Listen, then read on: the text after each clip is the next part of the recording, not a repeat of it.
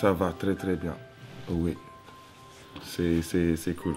En principe d'Alexandre Glasberg, qui était le respect, je pense que c'est inhérent à l'action sociale et nous essayons de le respecter nous-mêmes au maximum. Je suis un petit-neveu d'Alexandre Glasberg, l'extraordinaire fondateur de COS. Et je vous présente un petit film sur son héritage.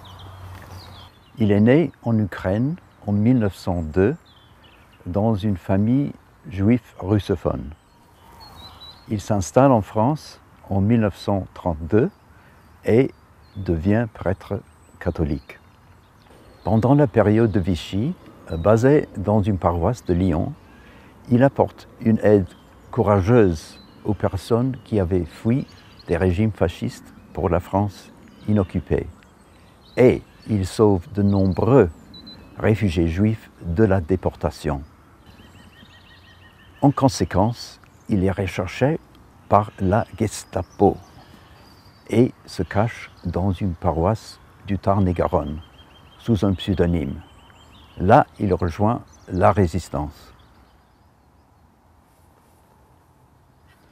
Après la guerre, il s'installe à Paris et crée le Centre d'orientation sociale des étrangers, plus tard rebaptisé COS. Il se lance dans plusieurs activités sociales novatrices. Des maisons pour personnes âgées, établissements pour les handicapés et un centre pour les travailleurs migrants et pour les jeunes en situation de précarité.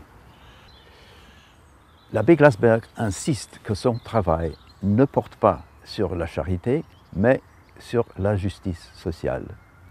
Et au sein de ces établissements, il exige un respect absolu pour la dignité et l'autonomie des résidents. Il encourage fortement le travail collaboratif parmi les salariés et favorise des liens avec les communautés locales. Telle est la philosophie du COS. Le COS s'est beaucoup développé depuis la mort de l'abbé Glasberg en 1981. A-t-il pu maintenir les idéaux qui ont inspiré ses débuts?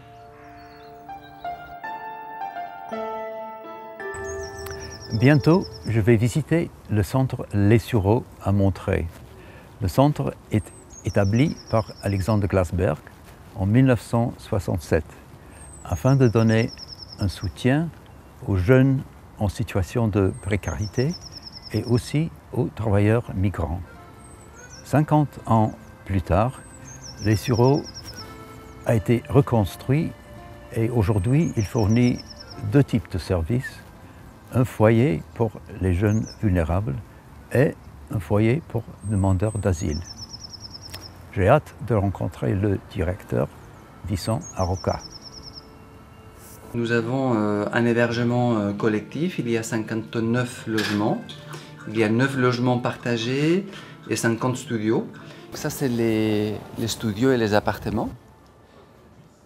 Et ici nous accueillons, à l'époque on accueillait seulement des jeunes en insertion, des jeunes qui avant de venir ici étaient sans domicile. Aujourd'hui nous accueillons, depuis l'installation dans le nouveau bâtiment, nous accueillons des jeunes en insertion et des demandeurs d'asile. Il y a une dame qui est au CADA, elle est en demande d'asile, avec une travailleuse sociale, Laure, elle est assistante sociale, et une interprète. Et donc, ils préparent tous les trois l'entretien qu'elle va passer auprès de l'OFPRA pour démontrer pourquoi elle est venue demander l'asile en France. Et c'est pour cette raison qu'on ne peut pas rentrer, parce que c'est confidentiel, et que la dame, elle est un peu stressée, parce que dans quelques jours, elle va devoir passer l'entretien.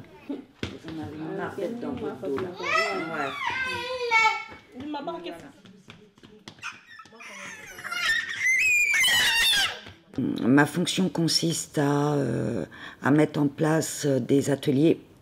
Alors ça peut être des ateliers sur le logement, sur l'accès aux droits, donc se servir par exemple de Pôle emploi sur Internet, de la CAF sur Internet, etc.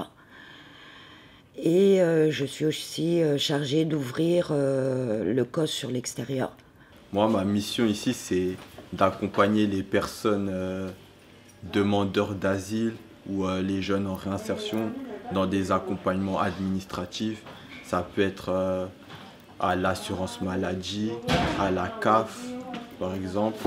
Je les accompagne comme souvent, ils ne parlent pas forcément français ou ils ont du mal à s'exprimer. Donc moi, je suis là pour les accompagner dans ces différentes démarches. Je travaille comme bénévole pour aider les personnes qui sont ici à rédiger une lettre de motivation, à faire un curriculum vitae et pour essayer de leur trouver soit formation, soit du travail.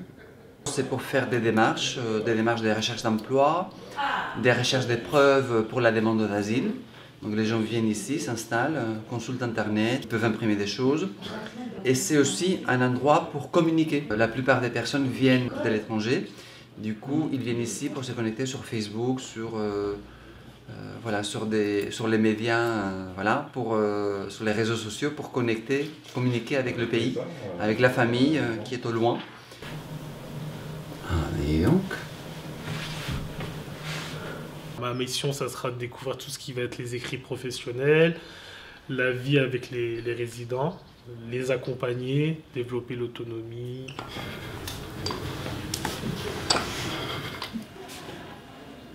Alors, voilà. Regarde, comme ça. Voilà. Et ben voilà, tu as essayé. Ici, c'est un mur d'expression. Et donc, les gens s'expriment, ils mettent ce qu'ils veulent. Il n'y a pas de règles. Et on les fasse une fois par semaine. Du coup, ils s'expriment surtout le week-end. Parce que c'est là où ils sont les plus disponibles. Et on les fasse une fois par semaine. On prend la photo et on garde la mémoire pour faire une expo après. Il y a des tomates là. Par des bénévoles. Ah oui. Voilà, des bénévoles qui sont rattachés au siège du COS. Ok. Sinon,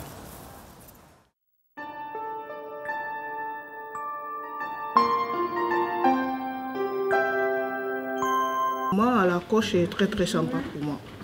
M'ont aidé au niveau travail, au niveau logement. En très bonne santé, ici je suis en sécurité. On fait les démarches, on fait l'atelier. Au niveau conditions qui se puissent payer, alimentaire, tout. On fait les petites coutures. On fait des choses qu'on veut, des randonnées, on se fait des petits kiffs. On fait la pique-nique ensemble. Et en même temps aussi, on regarde les projets professionnels très bien. Nous sommes dans tout ce qu'on a besoin. voilà un peu ce que nous faisons. Donc on favorise l'autonomie, on favorise les liens. Et il y a l'autre grand principe d'Alexandre Glasberg qui était le respect. Je pense que c'est inhérent à l'action sociale et nous essayons de le respecter nous-mêmes au maximum. Voilà un peu ce que nous faisons avec l'aide de l'équipe, des stagiaires, des bénévoles et des personnes elles-mêmes, puisqu'elles mettent aussi la main à la pâte dans tout ce que nous faisons de façon collective. Si Alexandre Glasberg était ici, il serait sans aucun doute très fier. Les Sureaux a évolué, mais c'est clair qu'il reste fidèle au projet initial et à l'éthique qui l'a inspiré. C'est une excellente plateforme qui donne aux jeunes vulnérables et aux demandeurs d'asile une bonne chance d'aller de l'avant. C'est un travail plein de défis, mais c'est difficile d'imaginer ce travail mieux fait.